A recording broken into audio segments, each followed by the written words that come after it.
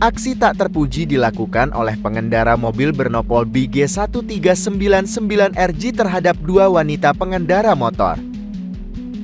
Menurut korban dalam video yang beredar ini, pengendara mobil tersebut telah melakukan cacaling atau aksi pelecehan verbal terhadap mereka di tempat umum.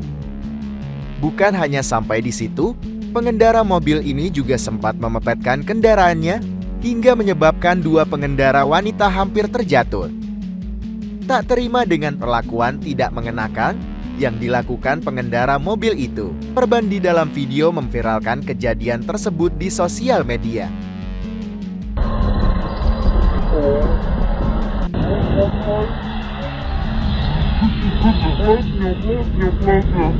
Belum diketahui di mana peristiwa ini terjadi, namun video aksi cacaling ini telah viral di kota Palembang.